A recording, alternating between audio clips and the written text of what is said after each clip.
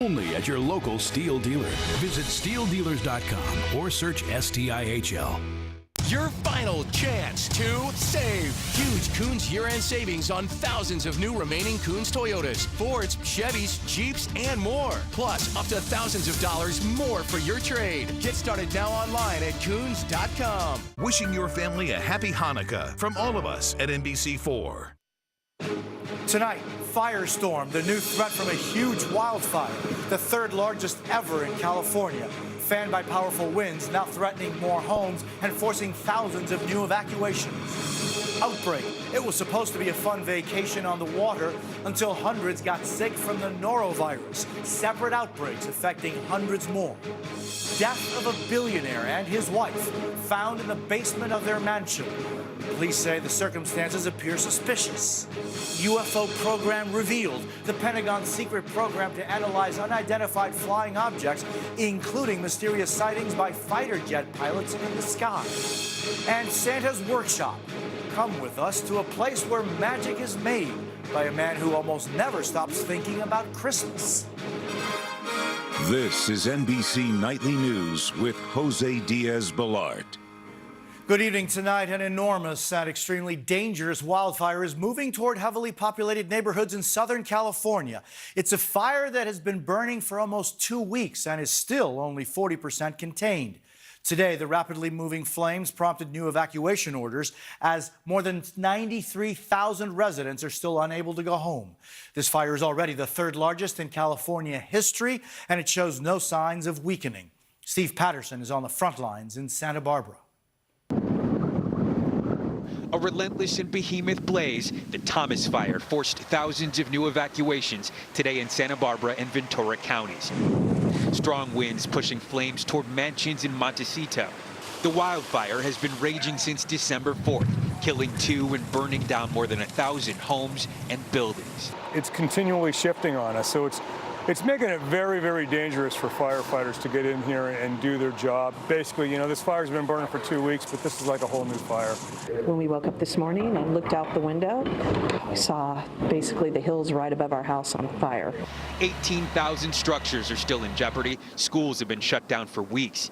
So far, it's caused more than $100 million in damages. I think it has a huge effect on the local economy. It's tough, but we're all in the same boat. We just have to still keep plugging through. Part of the reason why, the hazardous air quality.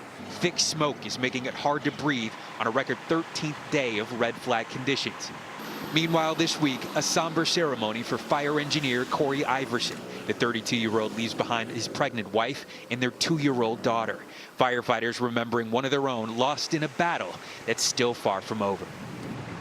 And the winds are now really starting to pick up. You can see the smoke completely covering the hillside behind me. This fire, now 259,000 acres, forced 3,300 evacuations today. Tonight, firefighters worried about even stronger winds, which could send more flames marching toward more homes. Jose? Steve Patterson, thank you very much. More than 500 people got sick this week in several outbreaks of the highly contagious norovirus, with the biggest on a Royal Caribbean cruise ship. Maya Rodriguez has the details. The Independence of the Seas sets sail once again tonight, hours after returning to its home port in Florida. At least 332 passengers treated by ship's doctors after contracting norovirus. I mean, there was people just throwing up in the bathrooms, throwing up in the elevators, just throwing up everywhere. According to the CDC, norovirus spreads like wildfire, especially in places where people work and live in close quarters, like a cruise ship. Symptoms include diarrhea, nausea, and stomach pains. Near Pensacola, Florida this week, more than 100 norovirus cases at the headquarters of the Air Force's 1st Special Operations Wing, leading to canceled events.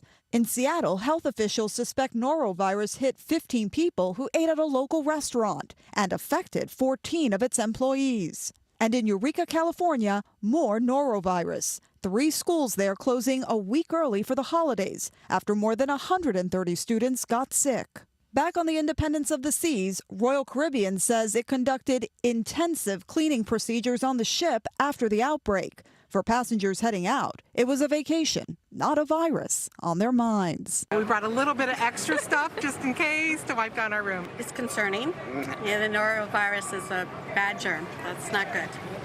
There is no vaccine for norovirus, which is why prevention is key. That means washing your hands and any fruits or vegetables and cleaning any surfaces you might touch. Maya Rodriguez, NBC News, Port Everglades, Florida. Some scary moments today at a ski resort in central Pennsylvania. A malfunction caused 5 chairs to come pinned together and the entire lift was stuck. Several injuries were reported and emergency crews had to lower people with ropes. It was the first day of the season at the resort. With votes on the Republican tax bill planned for early next week, President Trump offered new praise for the bill today as he anticipated his first big legislative victory. NBC's Kelly O'Donnell has more tonight. An eager defense of the $1.5 trillion tax cut bill as the president headed to Camp David today. Mr. President, many Americans believe that the tax cuts will benefit the wealthy more than the middle class. No, this really will mostly benefit the middle class and jobs. Companies are coming in, they're pouring into the country, they've already started, and this will be great for jobs. Jobs is White House code for helping middle-class families. Even with unemployment at a 14-year low, the wages are stagnant. Under the GOP tax cut plan, a family of 4 with an income of $73,000 could save roughly $2,000. The standard deduction most tax filers claim would double. The child tax credit also goes up. For parents, those 529 college plans would expand to include tuition saving for K through 12th grade. Answering the bill's critics today, the president played Santa. The wealthy. This is going to be one of the great gifts to the middle-income people of this country that they've ever gotten for Christmas. Wealthy families and corporations could see the biggest gains. The corporate tax rate drops to 21%. The estate tax exemption would allow couples to pass on twice as much, $22 million with no inheritance tax. The alternative minimum tax, intended to prevent overuse of loopholes, would kick in at a higher level, $1 million for couples. But the AMT ends completely for businesses. Political analysts say public reaction has been wary. I think the American people have already sized this thing up to realize that they're not going to be the direct beneficiaries of any tax reform, but rather very large special corporate interests are. The president could be just days from signing into law his first major piece of legislation. The House is scheduled to vote Tuesday, and then the Senate, and Republicans appear to have enough votes. Jose? Kelly, I read a report today that the Trump administration is telling its own officials not to use certain politically charged words. What's that about? 7 forbidden words or terms. This was first reported by the Washington Post, and it involves the Centers for Disease Control in Atlanta, where policy analysts say they were told Thursday that certain words could not be used in official documents for the government's budget process. Now, those words are vulnerable, entitlement, diversity, transgender, fetus, and the phrases evidence-based and science-based. While those words can be involved in hot-button issues, no reason was given. The president's budget is due in February, and it's always meant to convey policy priorities. Now, tonight, the White House deferred to the Department of Health and Human Services, where a spokesman said the notion of banned words is a mischaracterization, and said the department will use outcome and evidence data for its budget decisions. Jose? Kelly O'Donnell, thank you. Shortly after he was elected last year, President Trump praised Carrier Corporation for keeping jobs at a furnace factory in Indiana after criticizing the company for planning to cut about 1,400 positions. But in the years since, the president's support among some rank-and-file union members has softened. NBC's Ron Mott explains. It's a gray cloud every day. Next month, Dwayne Oroskovich is set to be laid off at Carrier, the company Donald Trump hailed for saving jobs once destined for Mexico. Companies are not going to leave the United States anymore without consequences.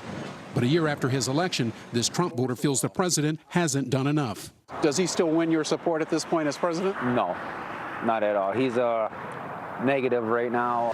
He's one of more than 500 people whose jobs at this Indianapolis plant have headed south of the border, though Carrier has promised to keep 1,100 workers employed in the state after getting a $7 million incentive package from the state. In a Washington Post editorial, former United Steelworkers local leader Chuck Jones wrote, "We feel betrayed," adding, Trump continues to lie about his commitment to saving jobs at Carrier or anywhere else, and workers are taking note. He made promises to the American workers if he was president, he would keep these jobs here in this country. And we have seen nothing to indicate at all that he's remotely trying to do that. Jobs data indicates something more positive. This year, an average of 16,000 manufacturing jobs were added each month, an improvement over the 9,000 average seen in the prior 5 years. Still, thanks to Mr. Trump's promises during the campaign, we need a leader that can bring back our jobs, can bring back our manufacturing. My trade reforms will create a manufacturing revival in America. We're going to bring jobs back, big league. Some feel he has overpromised and underdelivered. Rexnord, despite barbs from candidate Trump, closed its facility here, transferring operations to Mexico. Ryan Reed spent 25 years there, and though he didn't vote for the president, he says a lot of his affected co-workers did. He's still looking for work. We're getting ready to lose our livelihoods. This guy threw you a lifeline, everybody jumped on it, and he never pulled you in. Blue-collar blues in a place the president relied on for victory. Ron Mott, NBC News, Indianapolis. It has been more than 3 months since Hurricane Harvey battered South Texas, and for many of those whose homes were destroyed or damaged, there is still a great deal of work to be done and a good deal of frustration. NBC's Tanya Leitner went back to the region for an update. He's right there. It's chaos in the Harding family house. For the last 3 months, Eric, Glenna, their 7 kids have been crammed into their second floor ever since Hurricane Harvey flooded their suburban Houston neighborhood. This is living room, bedroom, kitchen, dining room. Wow. You may remember Eric Harding because of this viral video. The pastor says he simply wanted to show his 13-year-old son the piano he loves so much still worked. It kind of became this little piece of hope, for some reason. Nearly 900,000 Texans were affected by the storm. For many, recovery has been painfully slow. Right now, we're in that initial recovery phase. Is it going as fast as any of us would like? No, not really. FEMA says part of the challenge is the massive scale of damage, which stretches roughly 41,000 square miles, an area larger than the state of Maine. But we are making progress each and every day. A recent survey found that nearly half of affected residents say they aren't getting the help they need. We did have enough for a deposit for the place. We had enough to get us a car. We got a couple of TVs, a bedroom set. That was about it. That's as far as FEMA money took us. Demiqua Singleton's Port Arthur home was a total loss. The family had to be airlifted out one by one. Imagine not knowing where you're gonna go. The Singletons left Port Arthur and are now renting an apartment in Austin. We left Port Arthur, that was it. I think I went back twice and it's still just a mess. It's still nasty. I got sick the last time I went back. I would never go back to start over there. For the Hardings, even though it can get a little crowded, they're grateful to be together and home for the holidays. Tammy Leitner, NBC News, Friendswood, Texas. Gun buyback programs are a common way the police try to reduce violence and get guns off the streets, right? But what's less common is the kind of weapon that turned up today to buy back in San Francisco. A bazooka was one of the more than 140 weapons that turned in the first 90 minutes of today's event. As with all the weapons turned over today, no questions asked.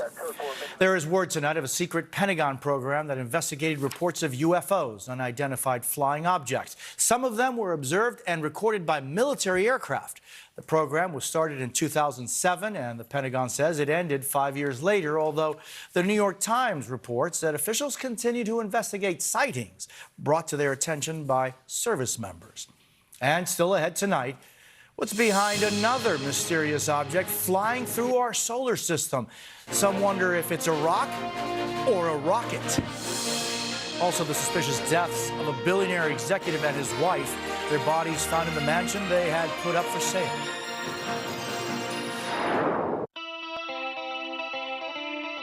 A wealth of information.